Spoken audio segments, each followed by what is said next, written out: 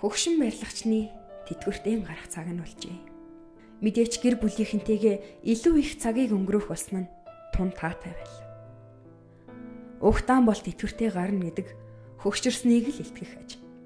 Тэгээд ч насан туршдаа хийсэн ажил авч байсан цалингаа өгүүлэх болов. Ямар сайн байх вэ? Дархан ч гэсэн сайн барилгачнаа явуулах тун дургүй байв. Тийм болохоор түүнээс сүүлийн удаа нэг байр барьж өгөхийг гуйж гин. Барилгач нь ч зөвшөөрч ажилдаа орд. Гэвч хийж байгаа ажилдаа сэтгэлээсээ хандахгүй байгаа нь илт байлаа. Эхнээсээ л энэ ажлаа тэгж ингэж байгаа дуусгах гэсэн янзтай чанаргүй барилгын материал хүртэл хэрэглэж байна.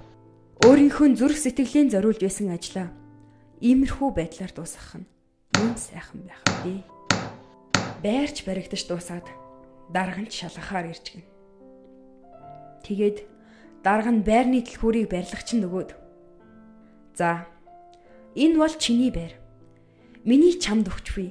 Бэлэг" гэж хэлжээ. Барилгач нь шоконд оржээ.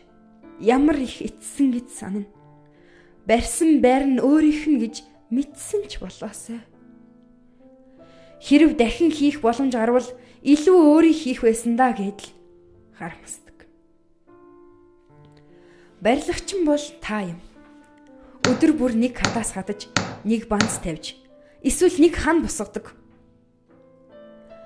Амьдрал бол өөрийн чинь бүтээл юм гэж нэг суу тухаантан хэлсэн байдаг. Таны өнөөдрийн хийсэн сонголт, шийдвэр маргааш амьдрах гэрээхтэй нь бий болгодог.